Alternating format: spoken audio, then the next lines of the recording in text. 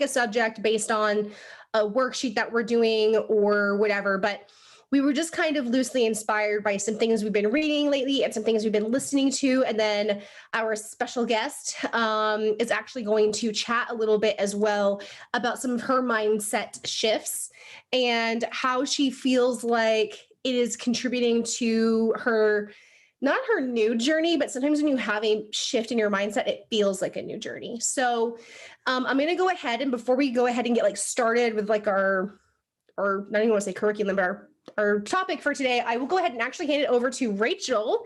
Rachel, you can go ahead and unmute yourself, and I will just hand you the floor. Thank you. Hey, everybody. So I am not a speaker. I'm one of those people that freezes in front of a crowd. But I actually learned something pretty awesome a couple of years ago. And, you know, with a lot of things in life, sometimes we forget things and they kind of come back up, like you were talking about, Court, with like when you have something different and shift, things get kind of re-brought up. And, you know, when we're positive, we're on a positive kick, we're eating healthy, then we forget. And so one thing that I did a couple of years ago was a course called a breakthrough seminar. And it was basically about taking a breakdown or essentially a problem in your life and learning how to flip it into a breakthrough. And I really was inspired to talk about it because everything that Courtney has been really talking about with mindset, and it just 100% hit the nail on the head with what is my, like, this is exactly correlated with that. So basically, when we have a problem in our life, it can be, you know, like for us, we're talking about business goals. So, you know, you want to hit the next rank or you need to make something happen. It can even be something in your life, something going on with your kids or in your marriage or really anywhere in your life where a problem shows up. So Courtney was talking about last week about the lenses that we look at the world through. And a lot of times we don't even really realize, because we're all so different, what our perspective is on a circumstance. Sorry, I'm trying to think of the best way to describe this. I'm not a educator, so please bear with me. So when you think about the breakdown, it's hard not to focus on the problem itself. I think that's something I get caught in as well, and a lot of people do. We focus on the problem.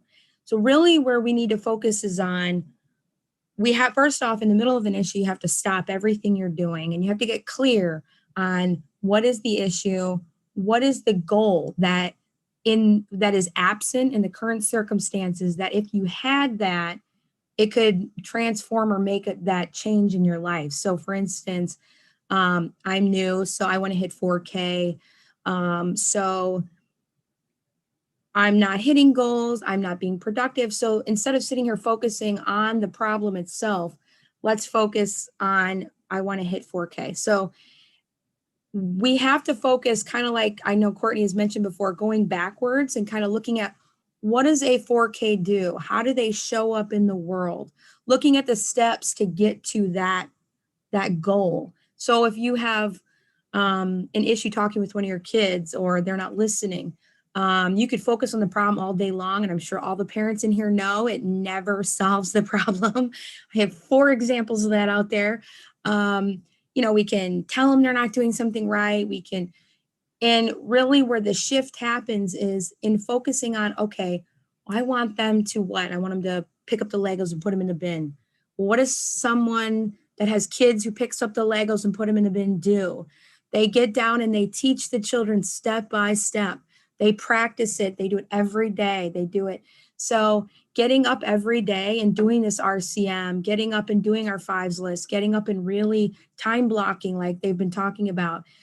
These are the things that are going to make us to that goal we really want to essentially get at. Every time we have a breakdown in life, instead of getting, you know, stuck and bogged down by the problem, we can really kind of focus and flip it into an opportunity of, hey, this can be a breakthrough. This is just like an opportunity. Like Courtney's been talking about, it's feedback. This is feedback. This isn't working. No problem. So now we're going to shift. So really the difference between going from the difference comes into the actions. It has to come into your actions. If your actions aren't aligning with what you want, you're never going to get it. So when you think about that problem, you think about where you want to go, what is that goal, and then you work backwards. So let's go crazy here. Let's say you want to be a millionaire, okay? You want to be a Thrive millionaire. What does a millionaire do every single day? How do they show up? Do they show up like Courtney's been talking about in the chat, frustrated? Do they complain? No, they don't have time to complain. They're moving on. They're reading. I don't know. I'm not there yet, guys, but they're doing a lot more than I'm doing.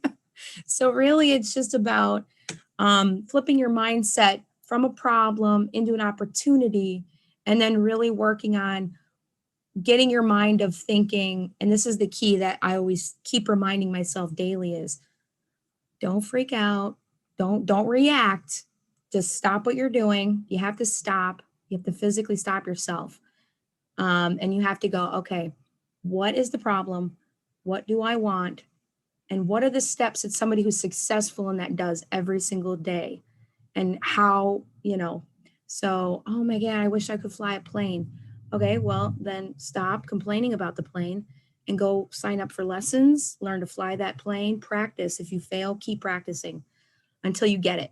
So that's, it's silly because it seems like common sense, but to me, it was kind of shifting for me going, oh, I never really thought about every problem being an opportunity to, how can I shift this? I'm still practicing though, guys. So I think that's I absolutely love that because I think it's such a powerful way to shift how we view things. Do you view things as a problem or do you view them as a chance to find a solution?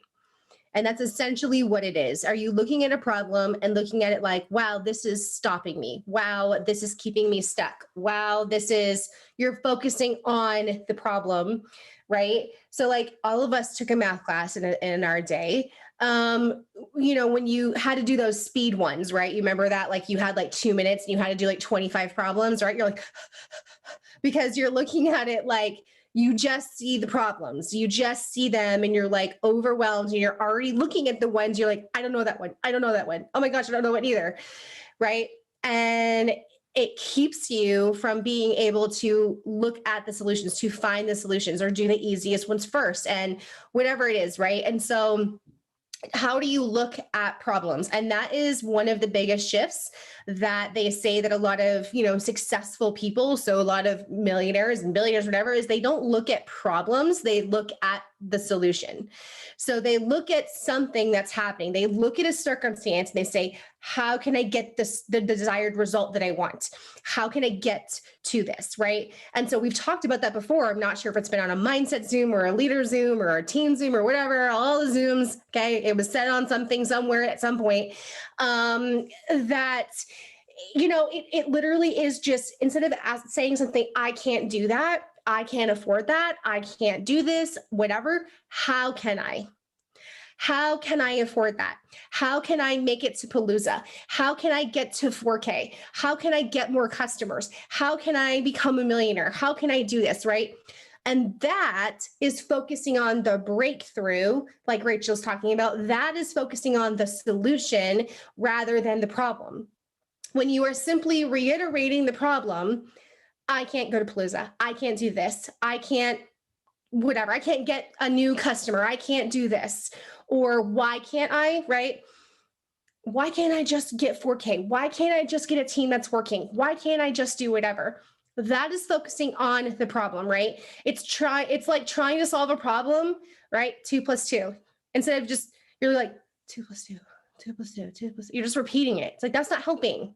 Repeating the problem over and over and over again does not help you find the problem, right? Finding a solution does. Figuring out how, right? Go grab some M&Ms, grab 2 and grab 2 and be like, oh, it's 4, right? Hold up some fingers, do something. So it's like, you got to look for the solution. And I think that's just so powerful. It just shows that there's like the problem right here, not the problem, but a circumstance. And people can view it one or two ways. This is an opportunity for a breakthrough, or this is when I'm breaking down. I'm either going to let it stop me or I'm going to let it make me stronger. I'm either going to fail because of it or learn because of it. And so everything that's happening, someone before you has experienced, someone alongside of you is experiencing. How is it that two siblings raised in the same household, experiencing the same trauma, one becomes a drug addict and one becomes a world-renowned doctor? Why, right? Same circumstances. We've talked about the idea of resiliency before, how it plays into how you view things, what your lens is. And I think it's just so powerful because literally all it is, it's not because someone is more equipped than you. It's not because somebody is better at something than you. It's not because somebody has more money or is more good looking or whatever. It is how they look at it. Okay. It is how they look at what their circumstance is. If I had people quit tomorrow, right? And like half of you quit, right? Whatever. I feel like we need to know. I say all the things that we all need to knock on all the wood. Just be like, oh, like, okay. Like half of you quit. Like my first thought would just be like, how do I get more people? How do I work on retaining the people that I have? Right? Instead of being like, oh my God, maybe this isn't for me. Like maybe I'm just a horrible person. Like maybe, I mean, right? A lot of us would look at that. A lot of us would be like, oh my God, right? I saw somewhere, I think it was on like a shirt or whatever. And it was like the only difference between you and a successful person is how long they stay focusing on the problem. You can see a problem and be like, oh my God. And it takes over your whole day. It pollutes your whole week. And this bleeds into the conversation that Chris and I are going to have in a second with you guys. But a successful, like she said, a successful person doesn't have time to waste dwelling on something they can't fix, something that's already happened, right? The only difference between you and a successful person is they spend half as much time dwelling on shit. They're just like, don't have time to worry about that. Don't have time to worry about why that person quit. Don't have time to dwell in why I'm not getting customers. Don't have time to dwell on this. Like, I gotta go.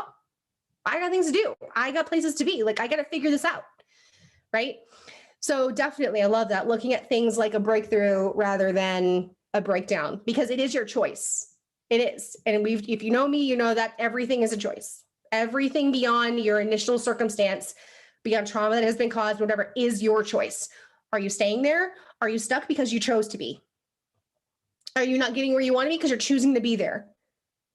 And people will fight me tooth and nail on this. Like, oh my gosh, the amount of times I almost got punched in the face at the hospital I worked at when I said that. Everything is a choice. People already like fight me. They're like, right, doc, I'm ready to throw hands. Okay. No, like, right. And it's just like, but it's so true because it's such a hard pill for us to swallow. Everything is a choice. You are where you are right now because you chose to be. You don't know it. It doesn't feel like it, but little choices over the course of several months, several years have culminated into where you are today, who you are today, the people you are around, the people you are married to, the job you have, what you are doing, how happy you are, blah, blah, blah, blah, blah. It is a culmination of your choices. So that also gives us hope that everything we do from this point forward is also a choice. If I want to be a millionaire, I can go choose to be a millionaire, and then I can choose the things that make me a millionaire. Okay. And if I'm not, it's because I'm not making choices that bring me closer to that. Every single moment of your life, you are faced with more than one choice, more than one option. Read a book, watch Netflix, right? Every single day I can choose to eat an apple or eat cake. It sucks, but it's true, right? Although for me, it's not cake, it's totally pasta, but that's besides the point. I digress. Sweet tea gets it. She eats her tortilla chips, girl, right? So everything is a choice. And so I'm gonna hand over to Krista a little bit and we will segue into what our I would say our topic, because Rachel perfectly set the stage for what we're gonna talk about. So Krista, go ahead. As she's eating pasta. Mm. So yeah. If you have not listened to the Jessie Lee Zoom podcast that Courtney put in the chats this morning, you best go listen. We should have made that. We're going to make that homework. If you have not listened, even if you have listened, go listen to it again. I have it on my to-do list to listen to probably every day. It was great, Laura. So a lot of it bounced off of what Courtney just said and what Rachel just said. We don't spend time there. What do we spend time on? Time. So are you making time for that negativity? So negative things are going to happen. Bad junk is going to happen. I think we say that every time we get on here. But how much time are you going to spend there? How much time? So if you are in a place where people are talking about negative things, talking bad about somebody else, I'm trying to talking about just junk. How much time do you have to give to that? So, and then Jessie Lee was talking about, okay, you got to name 10 positives now. How much time do you have to spend towards those 10 positives? So you've spent all that time dwelling over here in the negative camp, all this time whining and complaining and boo-hooing because your situation is terrible or someone else is being terrible. So now I want you to name 10 positive things. So now how much time have you literally wasted? Courtney's done this to us before when we're ranting and raving. She's like, okay, now you've had your 5 seconds. I want 5 positive things. And I just don't go there because I'm like, well, if I say something bad, she's going to be like, okay, tell me something good. So let's pick somebody. Let's pick on somebody. Jordan's right there. So I'm going to go, something bad's going to happen between me and Jordan. So guess what Courtney's going to say? Okay, Krista, I need you to name 10 things that are good about Jordan. Well, I'm mad at Jordan because Jordan, I don't know, she said I looked funny in that last selfie I posted. But now I have to name 10 good things about Jordan. So I've spent, a few minutes complaining about Jordan. And now I've got to spend, probably 10 minutes thinking of something good because I'm mad at Jordan and I don't like Jordan right now. So how much time are you spending on those negative situations, on that problem? Just like Courtney said, you're focusing on all that problem. You can't get anywhere. Growth happens how? Moving out of a situation. Growing pains. If you have children, they go through growing pains. What is there? Pain. Growing pains. It's called that for a reason. I want to relate this to something my pastor harps on sometimes. We talk about we want to grow as a church. We want to grow as individuals. But okay, let's put that in our team perspective. What do we feel like we're doing sometimes? We're running in circles with a bunch of toddlers because everybody's bickering, everybody's fighting, everybody's talking about each other, everybody's complaining that so-and-so's not pulling their weight. It's the same in any kind of group setting, whether it be church, a place of employment, on a team like this, anything. You're just running around like a bunch of little toddlers and everybody's like, come together. Let's be friends. Let's name positive. Let's have a feeling circle. And everybody hates each other and everybody's mad at each other. How much time are we wasting? We can't grow because we're too busy taking care of the problems, taking care of the babies. We can't get onto the meat. We can't get onto the stuff that sustains us. So I'm rambling. So I'm going to cut it off and let Courtney fill in and I'll tag back in when I need to. Yeah. So, like she said, go and listen to that Jessie Lee podcast. It's really great. But again, she's going through the book we talked about last night, which was Think Like a Monk. And one of their things was they don't consider their monastery a church. They consider it like a hospital. They say, we come here to heal ourselves. We come here to heal our souls. And they said, because everybody is sick. Everybody is sick with the things of the world, the weight of the world, negativity. We come here to unload that and to almost detoxify, to heal ourselves. And they were basically just kind of saying that, again, like what I said in the chat earlier, like perfect example of what we're going through right now with COVID-19, right?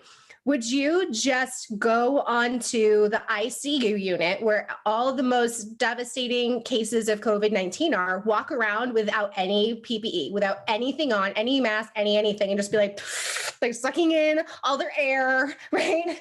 And then just being around them and touching them, being like, oh, my eyeballs and whatever. No, you wouldn't, right? You'd be afraid of catching it.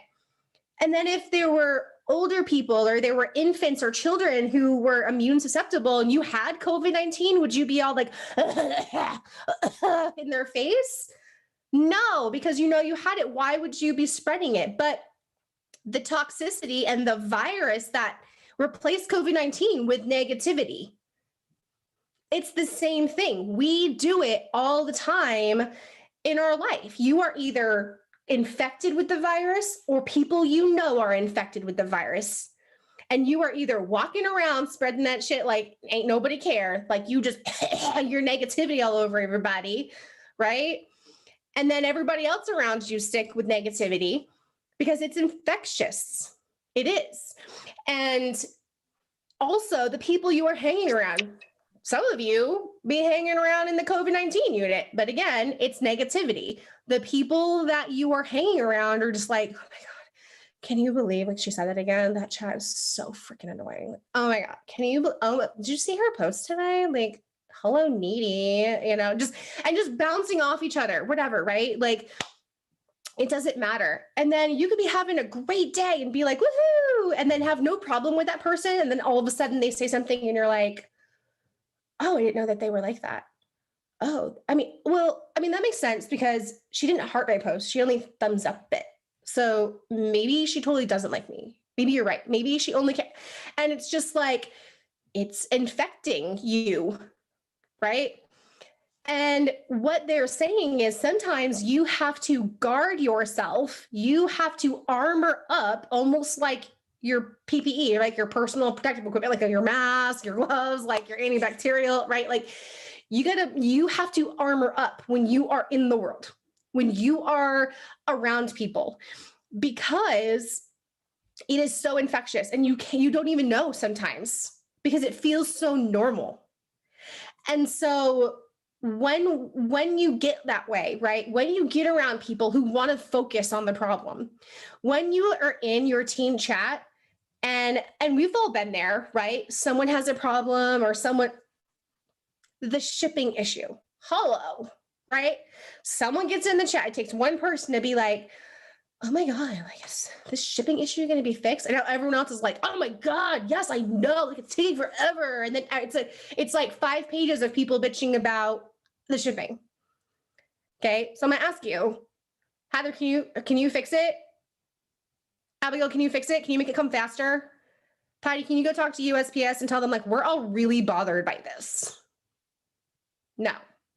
So like, we are allowing it, again, it's spreading. You can see it spreading. We need to stop it, right? It takes that person to be like, hey, there's nothing we can do about it. It totally does suck, hear you. But you know what? We have to accept it and try to problem solve, right? Like, again, this could be a breakthrough. It's a great opportunity for you to build rapport with your clients.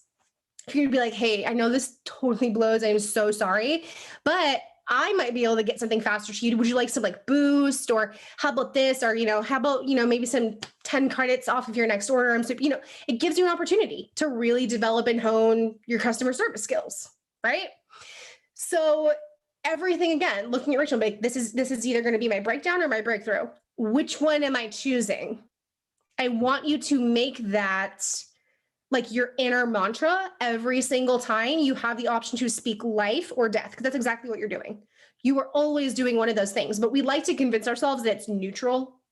Like, it doesn't really mean anything. I'm just venting. I'm just saying something. It's like, no, you were either speaking life or speaking death. Which one? And the same goes to yourself. You either speaking life or you are speaking death to yourself about what you can and cannot do. Right? Instead of saying, I can't do this, why is this happening? Instead of, how can I make it happen? Okay. Because what you think and what you speak, it's linear. It's one or two directions. It's not like this fluid, like, in this circumstance, I'm speaking life, and in this one, I'm speaking death, and this one doesn't really mean anything. Nope, it doesn't. It is one of two ways. Okay. Are you going to make it break you down, or are you going to use it as your breakthrough? Okay. Are you a problem? This is how we described it in the hospital: is, are you a problem describer or are you a problem solver? So we have a lot of people who love to describe problems. Some of you are like professional problem describers. Like, you are so good. Like, we're really good at that. We're really, really good. But I want to ask you, like, is there a profession where people just describe problems? Professions are all about occupations and places of service and whatever, are all about solving problems. Every successful business, every successful like service-based or product-based business solves an issue.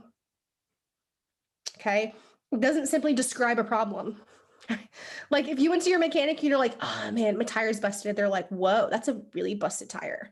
That'll be $45. No, you pay them to solve your problem, right?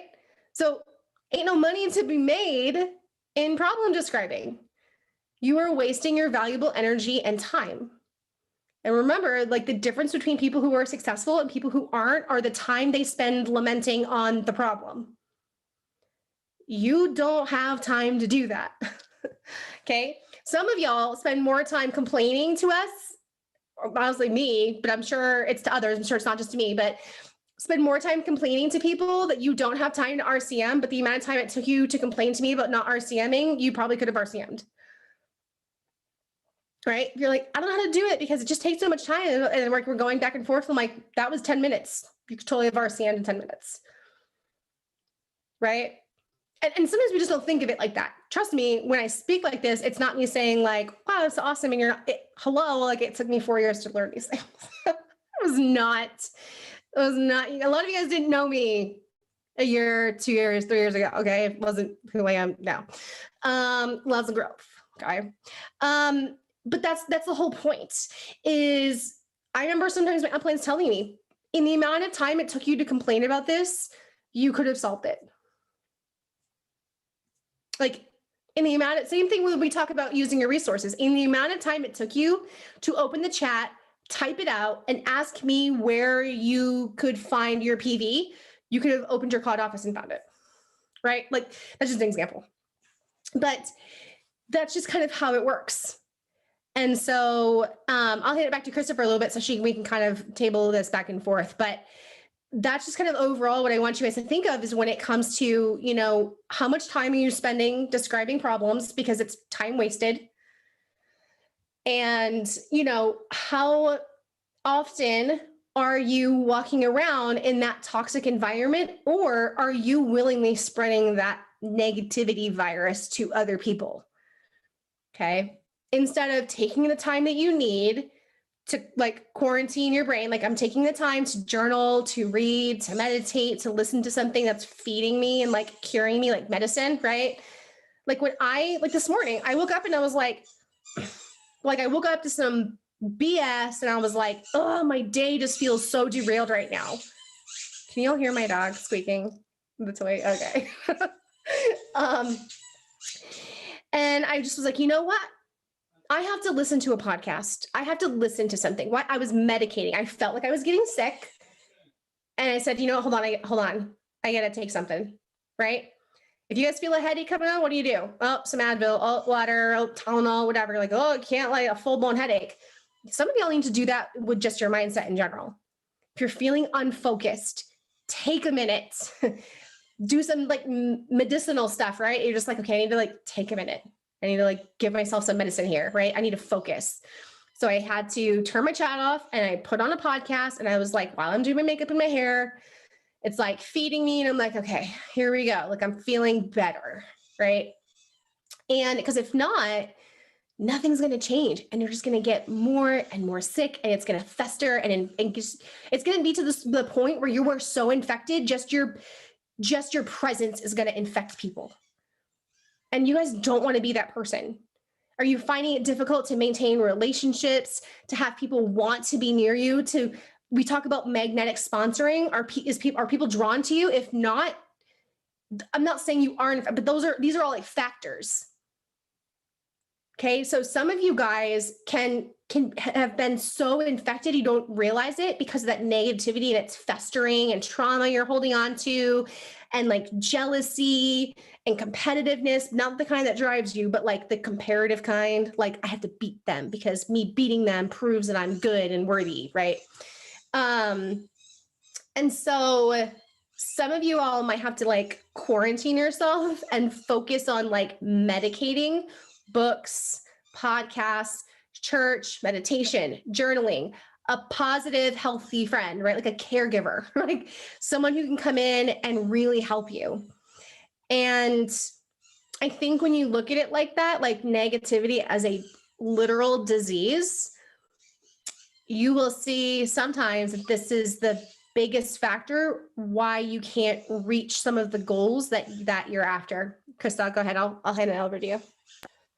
I wanted to add to her talking about how it being contagious and how, like she said, the more you pour into that infection and the more you kind of build it up, it just gets stronger and stronger. And then it leaches out onto other people.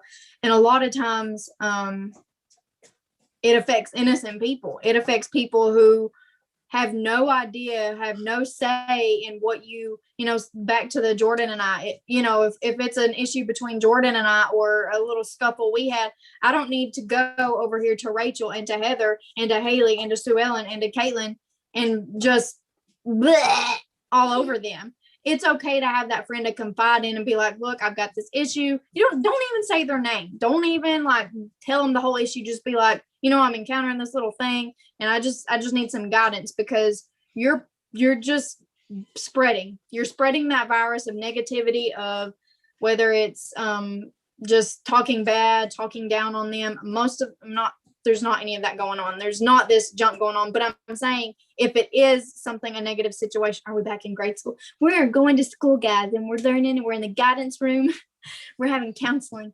But just negativity in general, I just feel like backbiting and the talk is usually an easier concept to understand than just straight negativity, because a lot of people don't want to go there in their mind and say, well, I'm not being negative. I'm fine. I'm spreading positivity. And really they're over here just spewing hate and spewing junk all over everyone. And so be mindful of that. Be mindful of those things you are spreading, because a lot of times you pull those innocent people in who have no idea. I know I've encountered situations with people even recently, and I'm like, no, we're not doing this because this person is going to be affected and they have no clue what's going on. They have not a clue. They are totally clueless. They are innocent, and they're just the biggest sweetheart. So why would you go ruin that for them? So be mindful of that, because it's contagious. Just like she said, it's just like a virus. Why would you go in to a situation? Why would you go in around healthy people when you're sick?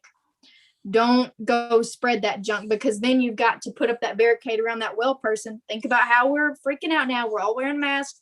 We're all getting vaccinated. We're all doing these things. We're all taking precautions because they want to keep the healthy people healthy. It's not working, but you got to keep those healthy people guarded. We've got to keep what is there safe. And, Courtney talked about this in the chat yesterday or last night, whenever. It's a safe space, and we need to keep it a safe space within ourselves. You are a safe space, so keep yourself safe. Don't be just filling it with a bunch of junk. I'm more of a spiritual thing. Yes, I listen to other music, but if I'm having a bad day, I don't need to go listen to junk music. I don't need to go put junk in front of my face. I need to go get something that gets my head right, get something positive, listen to a podcast that is speaking positivity. I don't need to go like over here and like murdering and no sad music. I'm a big country fan, but I don't need to go listen about how I lost my truck and my house and my dog and everything, because that's what happens. But we go to that, right? When we're sad, what do? We go listen to sad music, and we go because we get comfortable. It makes us feel good because we're like, yes, everybody lost their dog. Everybody else lost their car. So then what do? We go tell someone else who's experiencing the same thing, or who else who is about to encounter the same thing. Not there for support. We go to spread it because it feels good. It makes us feel good inside. It makes us feel like we're not the only one. They have it too. And then you can just keep adding, and you just spread that infection all throughout. Yep. So that's where I wanted to go. Yeah, I mean, it's just true with everything. And to give you guys just like a little, like some fun sciencey psychology stuff behind it, even your face. Sounds crazy. Some of y'all need to fix your face on this Zoom, some of y'all just being like, and you don't even know it. Smiling intentionally, I know, Rachel, I say smiling intentionally actually changes the chemistry of your brain. It actually releases more serotonin and dopamine in your brain when you smile on purpose. There you go. Lauren, look at you. You look happy. It actually, your dopamine just went boop. Your serotonin level just surged a little bit, right? And so one of the things that they would do is an exercise where they actually, so we used to put these little monitors on people's heads, and we would have them learn controlled breathing, and it would actually monitor waves. It was really cool. They play like these games, and it was almost like there was a ball, and it read your brain activity, and it would either go up or down. And your goal was to keep it on this like line. And so you had to like calm yourself, and you had to have better breathing. Like I see Z and Callie over there smiling big. And one of the things that it did is if you laughed or if you smiled, the thing went whoop, it went like immediately up. That just shows that how it impacts your brain activity so instantaneously.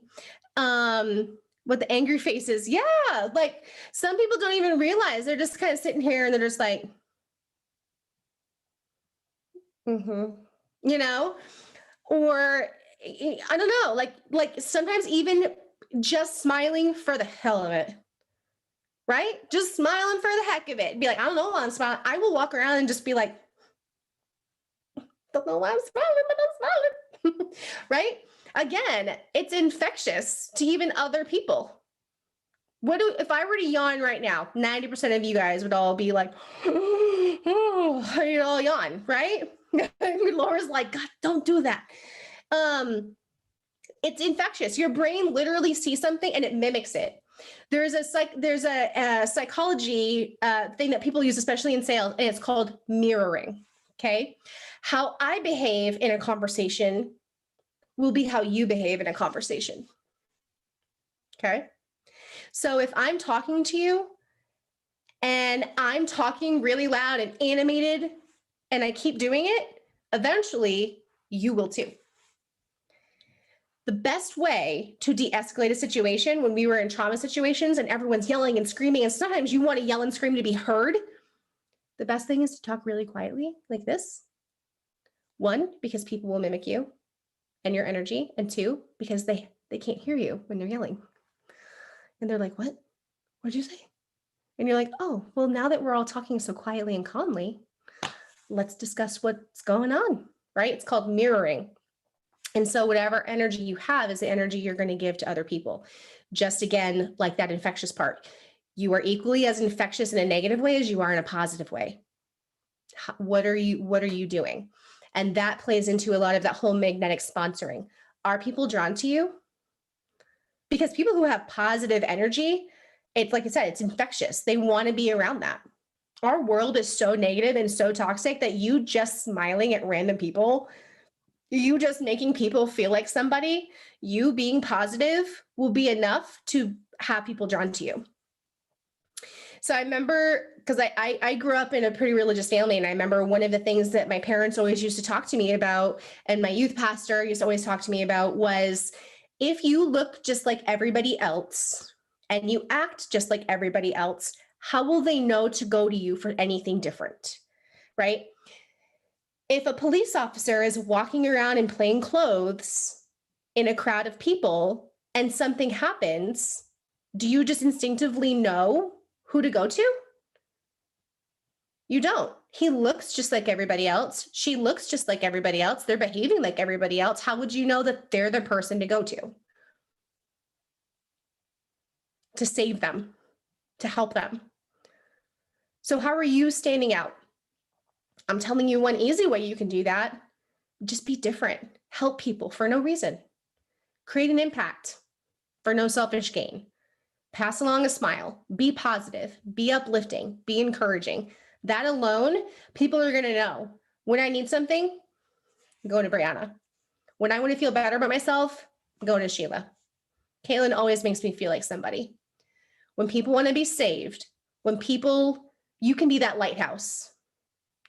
When people need something, they know exactly where to go and who to turn to. They may not be ready yet. They may not be ready to be saved. They're Olympic swimmers. They can tread water for quite some time in their suffering. But when they're tired, and they will be, they know exactly who the lifeguard is.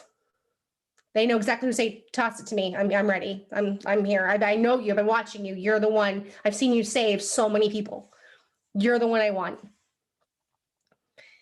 And how are you standing apart from the crowd? How are you standing apart on social media? How are you standing apart in your community? How are you positioning yourself so people know, just like with the police officer, you're the one to go to? Okay. It's powerful, Haley, when you really think about it, because some of us are saving people. Who knows where some of us would have been a couple months after we were reached out to, a couple years after we were reached out to. We are quite literally saving lives in whatever regard you want to put that in, physically, psychologically, mentally, emotionally. We are saving lives. And how do people know you're the one? I've heard a lot of people say certain things as far as like, they went and joined that person and not me, or they went and did this and not me. And there's a couple of reasons that can be, that there's a myriad of things, but we'll just use this example for this conversation's sake. Maybe they were walking around in a crowd with their badge on, and people knew, oh, that's Officer Padigo. Oh yeah, yep, that's Officer Macon right there. I know they're the ones that are going to come. You know, but Kirby's walking around in the crowd, and she's like, I'm a police officer. I'm here to save lives, right? I don't want to stand out too much because I want people to think I'm just like them. Yeah, well, when you do that too much, people believe they're just like you. You have to be approachable and relatable. And we talk about this. You have to be approachable and relatable, but elevated, right? Different enough to stand apart, but relatable enough to say, I get you. Okay. How are you drawing people to you? Are people looking to you like the beacon? How are you standing apart from other people?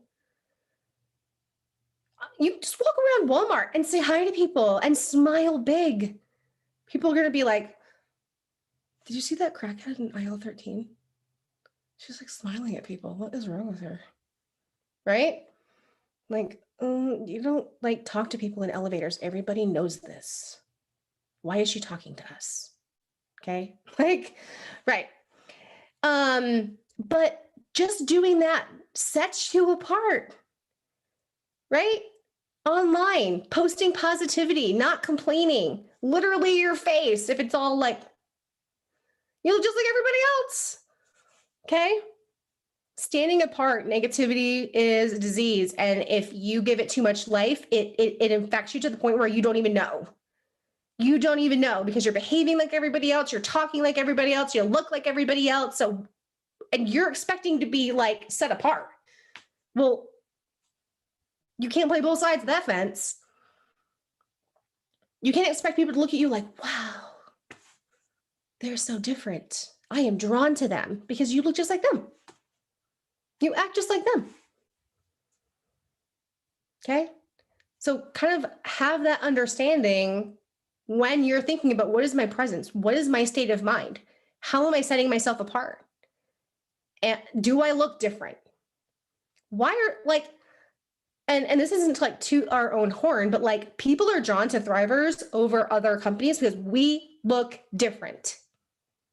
We act different. Oh, I'm sorry. I didn't know you used that. I'm not even going to like crap on other companies. It's like, oh, I didn't know you used that. You still drink Starbucks. Oh, I didn't know that was effective. You're still taking naps everywhere. Oh, I didn't, again, I'm like, right.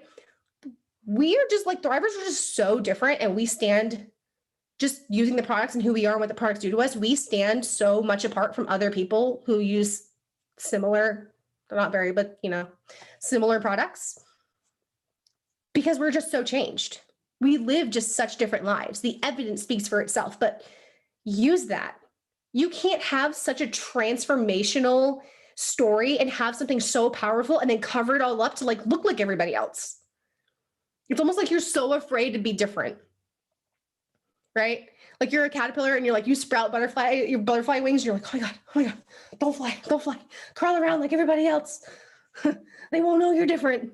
Like, no, they won't. You're right. They won't know you're different. And then when they are drawn to that butterfly, you're like, well, what the heck? I'm a butterfly too. Well, they want to know. Okay. Chris, I'll hand it back to you and then we can go ahead and close it out. I don't want to keep people on too long, but I just think this is so powerful. Again, I always say mindset is just so powerful. It just sets people apart as individuals, as promoters, as leaders. It really is truly everything. I want to close with this. When you were saying something and it triggered, I've had this book forever. It's one of the ministers in my denomination. His wife wrote this, and it's speaking plainly to women. However, men can apply this also. And it's just talking about the different women in the Bible and their voice. So just listen It's talking about influence and using your voice. So I feel like what she's saying is it's not always within our voice, but a lot of times what the things we feel and the things that we have in our heart and our mind come out through our voice. It says from the time that women were created, they had a voice. God allowed that voice to be of influence. She was made to be seen, yes, but also to be heard. However, she was not made to be the tool of the enemy. This is why it is an awesome power and privilege to have the woman's voice. With power comes prudence. With privilege comes responsibility. We're given great responsibility to use that voice. Women are not men and therefore do not have the same voice. I know we have some guys on here, but women usually use their voice more than men. However, do not underestimate the influence of a woman's voice on a man. It plays out over and over in scripture and life. We're talking about Eve. So one of the closing statements in this particular portion says, Eve made a choice to use her voice. She was influenced by the serpent and his beguiling words, but why even involve Adam? There's no way of knowing whether or not she knew what she would do, bringing judgment of God. Perhaps she just wanted to share with Adam the pleasure of the moment. Even if her intentions were more sinister, I doubt she foresaw just how far the actions would take the both of them. It's interesting to note that their eyes were not open to their nakedness until they had both eaten. So sometimes you don't go into it with ill intentions when you're spewing things or when you're speaking negativity. There's always, just like I said, that innocent party. There's always someone else, and you have no idea how far you're going to take them. So if you're spewing negativity, just like she said, you could speak power into one person's life and literally save their life. But with that same coin, you could be speaking that negativity and you could be just over here complaining, and they see that and be like, yep, everybody must be just as miserable. Might as well go do whatever. You speak life or death into people's lives. So just always remember that. Yep. And I think it's just kind of, interesting to know, like also identifying what is your healing place. Just like we go back to think like a monk, and their monastery isn't a church to them. It's their place of healing where they go to heal themselves. Where is that for you? Is it a book? Is it music? Is it time outside? Is it talking to a mentor? Is whatever you need to identify, where is your healing place? Because we will get infected. It's life. And we need to stop the spread, right? We need to flatten the curve, and let's be better at flattening the curve with this than we have with coronavirus. Okay. Because we can't be doing this for years. So where are you going to go to find that healing? What are you going to do? A lot of people don't identify that. They don't have those. We talked about coping skills a couple weeks ago. What are those for you? What is it? For me, I literally almost have to have I have to tell Alexa to play specific music, right? I say, Alexa, for me, it's like, Alexa, play Hillsong Worship. I just need that. I need that in my life. I need life speaking music. For you, it could just be like, play Garth Brooks, play whatever, right? Is it listening to something? I have to listen to something pour life into me. I have to listen to a podcast. I have to listen to YouTube. I have to do those things. Where is your healing place? Where does your soul go to heal? What medicine are you giving it? And do you know where to find the medicine? Don't be like my husband. Don't be married to me for 15 years and say, where's the Tylenol? You know where the Tylenol is, in the medicine cabinet where it's been for the last 15 years. Okay. You need to know, where do you go when you've got a headache? You know exactly where medicine is. So where is it in life when you're feeling negative? Where's your medicine? Are you going to wait until you're fully infected to be able to go get treatment? Or do you take it at the first sign of when you're feeling like, ooh, I don't really feel so good, right? Do it then, because if you wait too long, you will infect so many more people, and the situation grows and grows and grows, and it's harder to manage. So we will leave you guys with that. For those of you guys who know somebody who didn't have a chance to get on, make sure you direct them to the YouTube channel. This will be on. I think it takes like 5 minutes to process. And I almost want you to remember to literally tell yourself to smile at least once a day, and just be like, I'm going to smile, and I'm going to smile for like 10 solid seconds. And I'm going to feel so weird, but it actually will change the chemistry of your brain. So if you're feeling negative, if you are feeling like, I want you to literally just be like, Like, you will laugh at yourself, and laughing in and of itself will, again, give you that burst of serotonin and dopamine. And you'll just be like, oh, I feel ridiculous, but I feel a little bit better, I guess. Right? And you're ready. So I love you guys. Thank you so much for taking time to do this. I see a lot of familiar names on the participants section. And yes, I always look. So when you aren't on, I know. So I love that you guys are making time. I love seeing some familiar faces. Like we talked about yesterday in leadership. Hold your downline accountable, hold your upline accountable. Hey, what'd you get out of mindset Zoom? Like, oh, I wasn't on. Dude, you got to get on next time because it's bomb. And for those of you guys who couldn't, send the link afterwards, or if you want to revisit this afterwards. But we love you guys, and we will catch you tomorrow on the morning meeting. Don't forget to get on those. We are running them a tad bit differently. They are very now like we're just trying something out. It's very like what we did on Saturday, like 5 minutes of this, go, 10 minutes of this, go. And we'll just try that out for a little bit, see how people like it. So love you guys. Catch you later. Inspiration. Oh yeah, inspiration's after this. Sorry, I forgot it got changed. Inspiration.